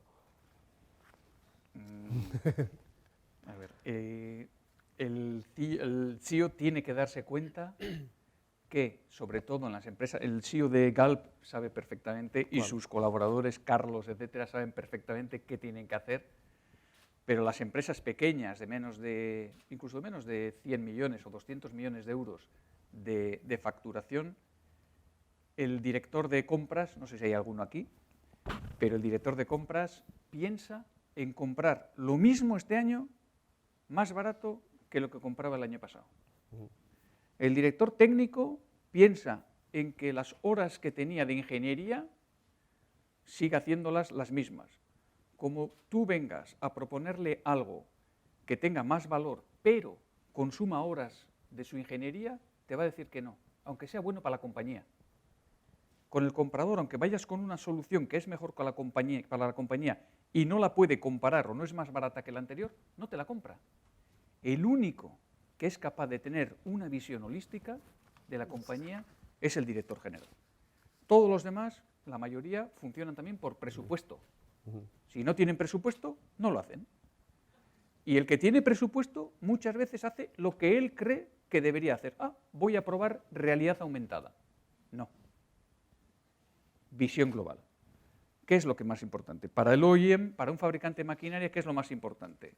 Monitorización, vale, pues voy a ver qué tengo de sensórica, qué tengo de conectividad y aplico analítica para mantenimiento. Eso es barato, es fácil de hacer con una prueba de concepto y te da una ventaja competitiva muy potente, pero lo tiene que hacer el director general, el CEO, es la clave. de verdad, es la clave. Tiene que salir del día a día y subir un poquito más. Si no, va a estar fuera del mercado. Passar esta pergunta para este lado, de 3 empresas de escalas completamente diferentes. Carlos, vou começar por si. Uma empresa grande, cotada, multinacional, numa área de commodity, industrial e tecnológica, como é que este sistema de top-down tem vindo a acontecer da transformação digital da Galp? Enfim, no caso da Galp, eu creio que a situação não será muito diferente daquilo que se verifica também noutras empresas. A agenda de transformação digital é claramente uma agenda liderada pelo CEO da empresa, nem poderia ser de outra maneira, porque precisamente uma agenda de transformação digital tem necessariamente que englobar um conjunto de valências muito diversificadas e uma visão de alto nível, até quanto ao futuro estratégico da empresa. E, portanto, não é apenas uma questão de escolha de tecnologia, não é apenas uma questão de modelo de negócio, não é apenas uma questão de cultura da própria empresa. É o conjunto de tudo isso. E, portanto, daí a liderança ter que vir necessariamente de cima. Mas há um aspecto que é para nós, digamos, um desafio importante, tal como outros setores estão a passar pelo mesmo, designadamente o setor financeiro, com as empresas mais tecnológicas também que estão a entrar nesse setor. A mesma coisa, tal o que sucede com as fintech, também está a acontecer com as chamadas energy tech. Portanto, isto para dizer o seguinte, para dizer que nós muitas vezes temos uma ideia, tudo muito arrumadinho, muito compartimentado, de vários setores de atividade, quais são as empresas que estão nesse setor, quais são os concorrentes, qual é o benchmark em função de padrões de comparabilidade. A verdade é que o mundo atual é muito mais complexo do que isso. E nós, Galp, quando hoje em dia fazemos exercícios de benchmark, não nos restringimos única e exclusivamente às empresas que atuam no nosso setor ou que de forma convencional são mais comparáveis connosco. Isto é, o nosso exercício de benchmark é, digamos, muito mais transversal. Analisamos empresas que não estão sequer no setor da energia, mas onde nós sentimos que têm ofertas e têm níveis de serviço que podem perfeitamente cruzar com uma oferta de serviços de energia como aquela que nós fazemos. E mais do que isso, enfim, se não temos cuidado, uma empresa mais pequena, mais ágil, mais veloz, pode perfeitamente, de repente, digamos, entrar no mercado e ter níveis de crescimento acelerados. E, portanto, a nossa forma de combater isso é, digamos, estarmos atentos e fazermos a nossa própria transformação, ou até incluirmos algumas destas empresas naquilo que é o nosso ecossistema de parceiros e, com isso, agregar valor também à nossa oferta. Um exemplo simples, no caso das Energy Techs, é muito claro, isto é, através de ofertas multiproduto, em que se podem combinar produtos e serviços na área de energia com outros. Tudo isso pode ser oferecido por uma empresa tecnológica que simplesmente se limita a prestar o serviço e, portanto, empresas como empresas de energia, das duas uma, ou aceitam esse modelo e então são simples fornecedores de marca branca relativamente a um serviço que é vendido por essa outra empresa e que coloca a sua marca, ou então, que é aquilo que é a nossa opção Galp, em que temos um ativo importante, que é a nossa marca, a credibilidade, a reputação da marca e aquilo que é a confiança e a relação com o cliente. Portanto, achamos que temos aí uma vantagem e queremos continuar a preservar essa relação com o cliente. E de tal modo, usando a tecnologia e usando os dados para conhecer cada vez mais o cliente e, portanto, conhecer não apenas aquilo que o cliente compra, mas aquilo também que o cliente ainda não comprou, mas sabemos que quer. E, portanto, implica, com base no recurso à análise de dados, no limite, chegarmos a uma situação em que o conhecimento do cliente é tão profundo que sabemos verdadeiramente aquilo que o cliente sente e aquilo que o cliente gosta. Porque muitas das escolhas de consumo têm, digamos, um driver que passa precisamente por aspectos mais emocionais e menos racionais da relação. Portanto, e ao nível das nossas áreas de negócio, sobretudo no negócio do B2C, estas são matérias que estão cada vez mais sob análise do nosso lado. Dito isto, nós temos feito um esforço muito significativo ao nível de iniciativas de digitalização. quer nas componentes mais industriais, quer nas componentes logísticas e de relação com os clientes, quer no mercado B2B, quer no mercado B2C, e vamos ter que continuar a fazê-las, e são, eu diria, dos melhores investimentos que nós podemos fazer. A Galp, enfim, a sua dimensão atualmente e a diversificação do seu portfólio de negócios faz com que já mais de 80% do seu EBITDA seja gerado fora do país e com muita concentração no negócio de exploração e produção. Portanto, a concepção um pouco mais tradicional de uma empresa refinadora e vendedora de combustíveis é hoje uma parte já francamente minoritária no conjunto das atividades da empresa. E eu aqui destacaria, ao nível dos projetos que temos feito, precisamente de investigação e desenvolvimento neste setor, um projeto importante que é o aumento do fator de recuperação da exploração de petróleo no principal campo produtor que neste momento temos no Brasil. É um projeto muito simples, muito claro, em que o objetivo é aumentar 1% o fator de recuperação do campo petrolífero que está em produção. 1% de aumento face às reservas que se encontram nesse campo significa extrair mais 200 milhões de barris de petróleo. 200 milhões de barris, o petróleo hoje estará em cerca de $60, portanto são cerca de 12 mil milhões de receitas brutas adicionais que são geradas. Uma vez que nós temos o compromisso e que estamos a cumprir de alocar 1% das nossas receitas brutas a projetos de investigação e desenvolvimento, significa, com base nisto, gerar mais 120 milhões de dólares para alocar a projetos de investigação e desenvolvimento. E, portanto, significa que, também sob esse ponto de vista, é um investimento que é perfeitamente sustentável e, sob o ponto de vista económico e financeiro, é dos investimentos mais rentáveis que possamos fazer. Muitas vezes temos a tendência para olhar sempre para novos investimentos como entrando em áreas que nos são menos conhecidas ou áreas onde nós ainda não estamos. Nós o que estamos também a fazer na Galp é olhando para ativos que neste momento estamos a explorar e identificar o seu potencial de otimização recorrendo precisamente à tecnologia. Este exemplo que eu dei é feito com base numa parceria em que recorre a instrumentos atuais de tratamento de Big Data, Machine Learning, Analytics, e com resultados bastante satisfatórios. Mas a mesma coisa pode ser dito ao nível do próprio centro corporativo. Nós hoje em dia já mais de 60%, praticamente 2/3 da nossa faturação é objeto de contabilização automática. Este projeto permitiu-nos, na unidade da empresa que desempenhava esta função, reduzir em mais de 3/4 o headcount que estava alocado a esta tarefa. Portanto, são digamos, iniciativas que até sob o ponto de vista, digamos, do seu business case, têm um payback tão curto que não há a mínima dúvida em avançar com elas. Agora, enfim, nós, não obstante estes exemplos que vamos tendo e estas iniciativas que estamos a concretizar, temos também, claramente, a humildade de perceber que muito ainda temos para fazer, não apenas ao nível dos nossos processos internos, mas sobretudo naquilo que é a experiência do cliente e a percepção que o cliente tem da relação com a empresa. Mas também, enfim, aí estamos a dar alguns passos que eu espero brevemente possam ser apresentados e ver a luz do dia. Portanto, o trabalho de casa aí está a ser feito. Okay, obrigado.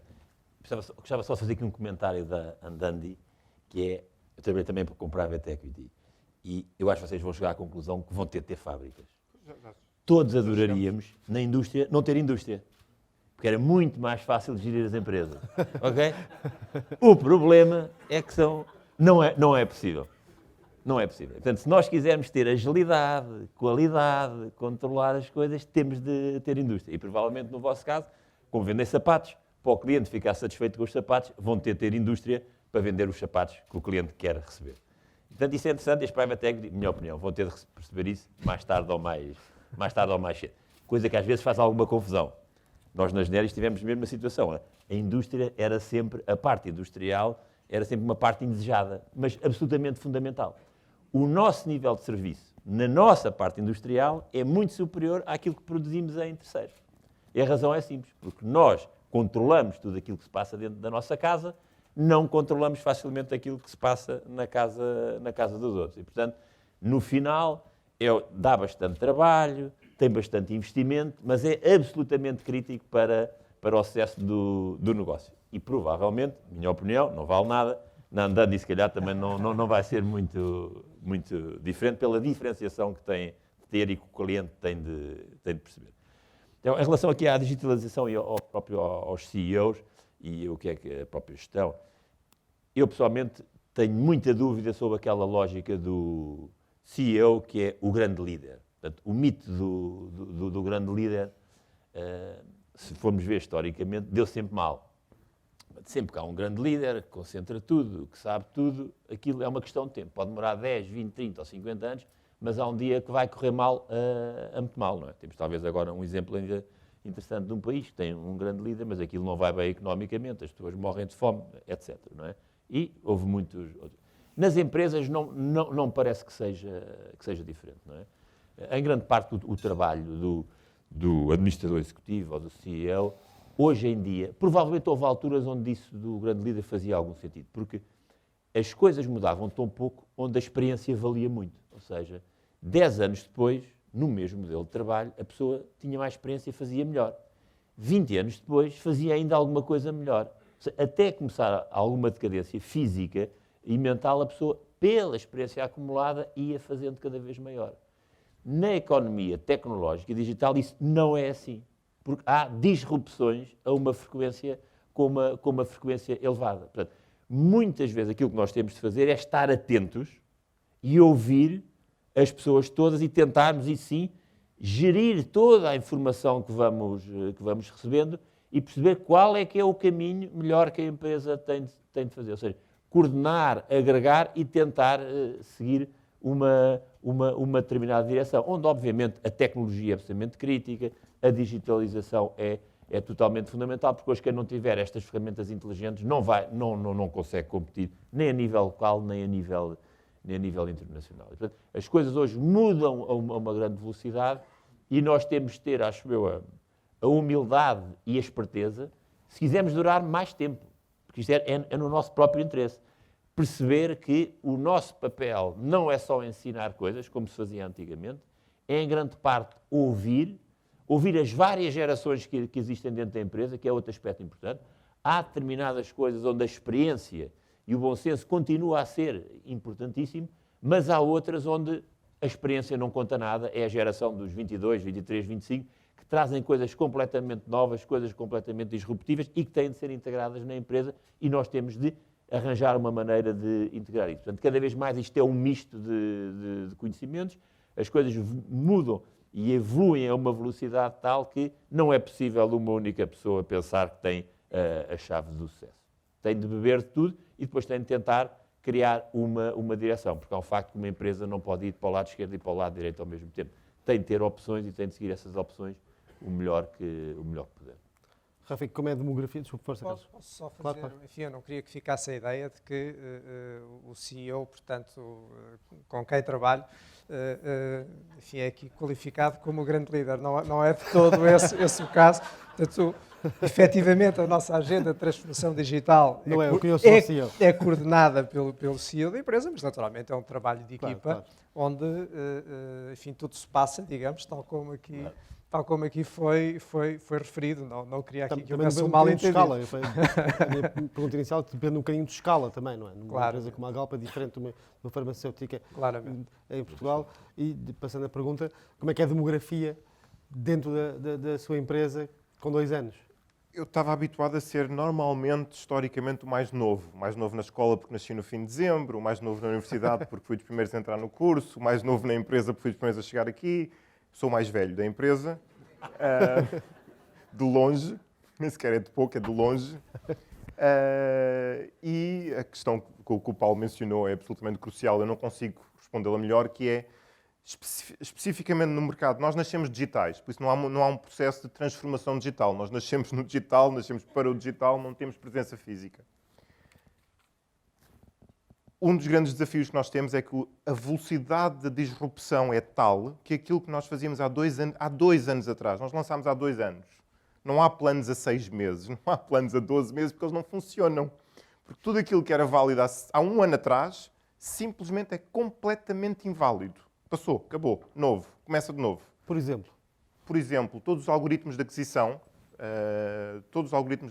que nós vendemos através de marketing digital, Google, Facebook, por aí fora, têm uma alteração tão rápida que nós conseguimos faturar 20 milhões de euros num ano, de acordo com uma certa tática que está a funcionar, mas passados 3 meses aquilo pode valer 0. Mas a velocidade é 3 meses, por isso a necessidade de aprendizagem é absolutamente assustadora. Eu tive em São João da Madeira, agora há 2 semanas atrás, a visitar uma fábrica de calçado, não tem nada a ver connosco, de uma outra empresa portuguesa que fabricava para uma conhecida marca de e-commerce inglesa, que vende, provavelmente todos vocês sabem o que é que eu estou a falar, que vende chinelos, que já vos apareceu no vosso Facebook, de certeza. É uma marca que começa em 2014 e eu estava na fábrica para eventualmente produzir os nossos sapatos lá também. E estava a senhora da fábrica a explicar-me, eles em abril tivemos que despedir 30 pessoas porque eles estavam a crescer. Passaram de 10 pares para 100 pares, para 1000 pares, para 40 mil pares por mês e de repente caíram de 40 mil pares para 30, não sei. Caíram 10 ou 20 ou 30%. Tiveram uma queda abrupta de repente. E estavam a projetar muito mais. Bem, não sabemos o que é que aconteceu. Tivemos que despedir 30 trabalhadores e ficámos aqui com uma linha de produção toda vazia. E a dona da fábrica não sabia o que é que tinha acontecido. E eu estava assim a ouvir, eu sei o que é que aconteceu. Em março ou em abril foi quando se deu o escândalo do Cambridge Analytics e o Facebook teve que alterar os algoritmos de aquisição. Uma empresa que tinha forecasts baseados em certo tipos de aquisição, mudou. Vai ter que aprender tudo do zero. E de repente 24 ou 30 trabalhadores em São João da Madeira perderam um emprego. Sem saberem porquê. Provavelmente foram para casa a dizer o chefe não sabia o que estava a fazer, a direção, são chatos e tal. Não tem nada a ver. Tem nada a ver com a alteração de um algoritmo em Silicon Valley e fez com que 30 trabalhadores em São João da Madeira perdessem um emprego. Isto mostra a necessidade constante das empresas da nossa natureza, que são digitais, nativas. É uma necessidade de aprendizagem tão rápida que, como disse, estava habituado a ser o mais novo e eu sou o mais velho na empresa. Nós temos 10 nacionalidades numa empresa muito pequena, não há aqui uma necessidade de verticalização, top-down, up-down. Nós éramos 2 ou 3 e agora somos 15, ou seja, não somos assim tantos quanto isso. Há uma necessidade, sim, muito constante de ter as pessoas certas. E as pessoas certas, a minha principal função na empresa é só essa, é recrutar e criar cultura. Porque as pessoas certas são aquelas que são capazes de beber informação, aprender rápido e executar e implementar rápido. Já não há uma necessidade de uma estratégia. Não é não haver uma necessidade, claro que há uma estratégia. Eu costumo dizer que há sempre uma visão a 10 anos e uma estratégia a 90 dias e tudo o que está no meio, enfim. A única necessidade é criar uma cultura de empresa de aprendizagem em que as pessoas sejam completamente maleáveis e aprendam rápido, porque é fisicamente impossível aprender Google, e quando falo de Google estamos a falar de YouTube, Display, Words, Shopping. Quando falo de Facebook estamos a falar de Instagram Stories, Right Column Site. É fisicamente impossível uma pessoa saber tudo de todas estas áreas. Nem sequer estou a falar de saber fazer sapatos e vender e comercializar e marketing e por aí fora. Ou seja, é só criar uma cultura de aprendizagem que sejam verdadeiras esponjas. As pessoas têm que ser verdadeiras esponjas e é isso provavelmente o principal ativo que nós temos, porque é só conhecimento e dados. Tudo o resto é completamente acessório. Essa questão do talento é uma que eu encontro em quase todos os debates a nível sobre a economia portuguesa. Estávamos a falar de termos elevada capacidade tecnológica, acho que era o Paulo que estava a dizer que temos muita capacidade de engenharia, de informática em Portugal, mas que já estamos a chegar a uma fase em que esse talento facilmente sai do país porque é tão reconhecido.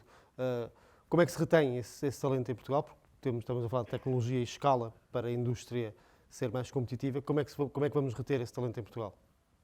Eu acho que muito do talento não é para reter. Okay.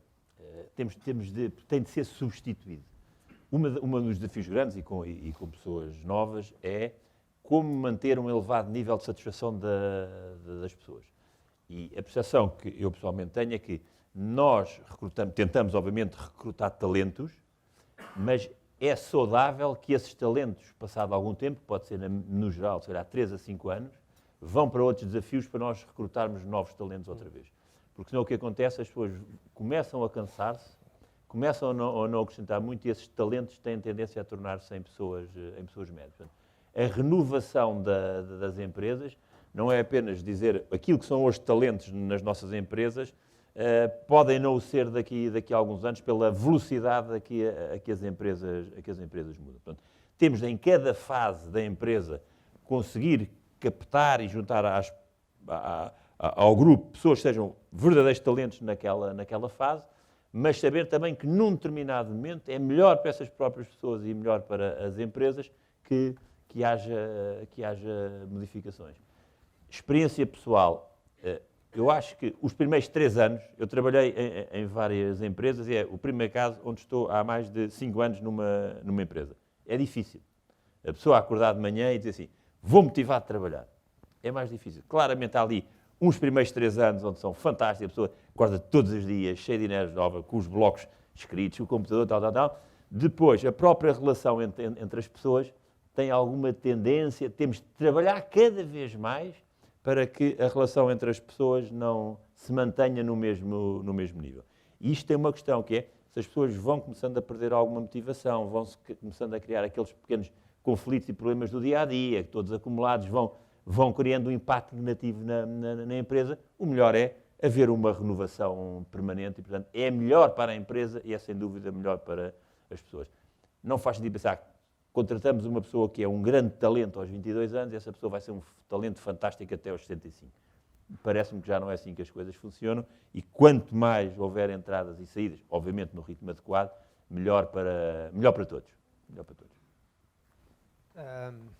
Enfim, o tema do talento é naturalmente um tema crítico, porque qualquer transformação dentro de uma empresa, seja na vertente, digamos, mais técnica e que envolve alguma expertise, seja, digamos, na dimensão mais cultural, é absolutamente fundamental.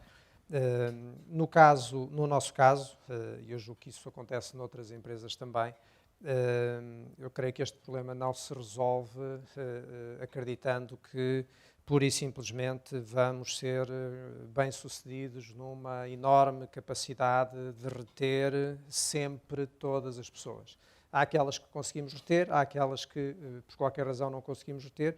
Eu creio que temos que estar abertos a isso e mais, não podemos deixar de investir no desenvolvimento das pessoas com o receio de que elas se vão embora depois de terem formação adicional, eventualmente apoiada pela empresa. E acho que é um risco que vale a pena ser corrido, porque o risco inverso, que é não investir e elas ficarem, também não dará bom resultado. Acho que temos que criar condições até para alargar a nossa base de recrutamento.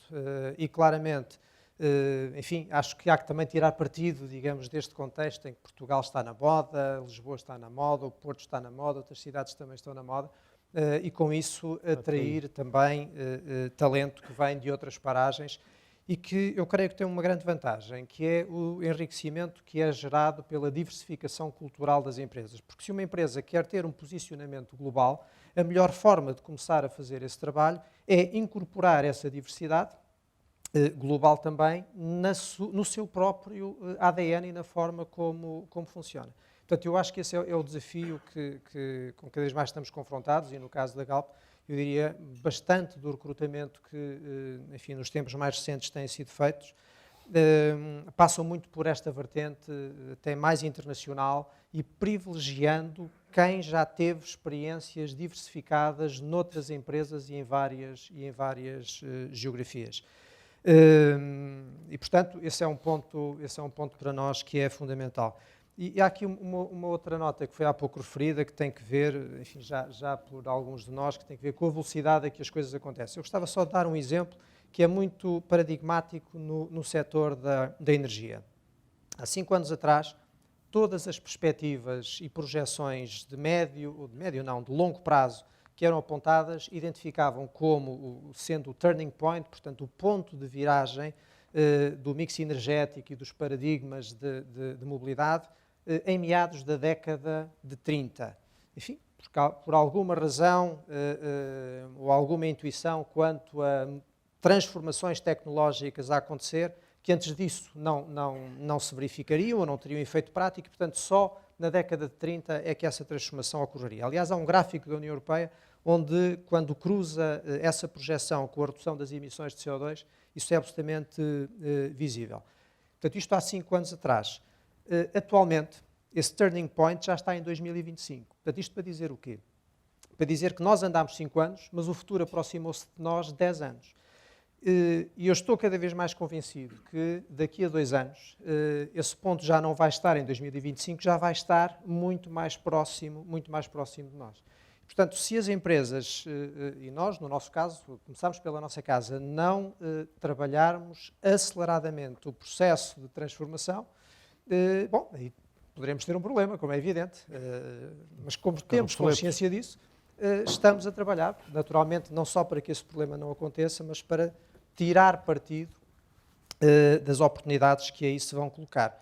Eu estava há pouco a ouvir o Rafik a propósito do exemplo do algoritmo do Facebook e lembrei-me de uma experiência interna que nós fizemos na nossa operação em Espanha, no negócio B2B, que foi precisamente uma ferramenta de pricing para definição de preços e inserção de cotações na plataforma para, no fundo, o estabelecimento de transações com as nossas contrapartes.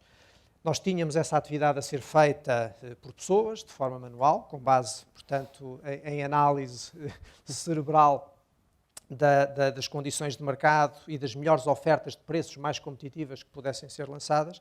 Bom, nós, com essa ferramenta que agora estamos a usar, estamos em condições de fazer uma coisa que antes não fazíamos, que é o de lançamento de preços numa base de micromercado, porque, enfim, é uma ilusão pensar que há o mercado espanhol, há vários mercados em Espanha, e não apenas numa base micromercado, mas numa base multiproduto. Portanto, isto aumenta significativamente a nossa capacidade de, perante o cliente certo, apresentar o preço certo. E precisamente com uma ferramenta, com um algoritmo apropriado, em que nos é colocado exatamente, ou de forma muito semelhante, o desafio que estava a ser focado.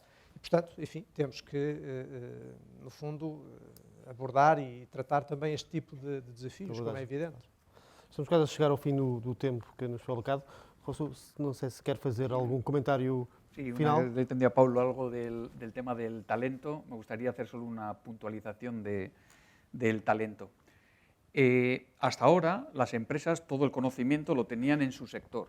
Cuando incorporábamos una persona muy potente, entraba en nuestra empresa hace 10 años, 15 años, necesitaba unos 2 años para conocer bien la empresa, conocer los procesos y a partir de ahí empezaba a aportar valor, ¿no? Entonces, hoy en día nos podemos encontrar, por la transformación digital, nos podemos encontrar que cualquier persona del exterior puede entrar el primer día en tu empresa y empezar a aportar valor porque tiene unas características tecnológicas que tú no tienes, ¿no?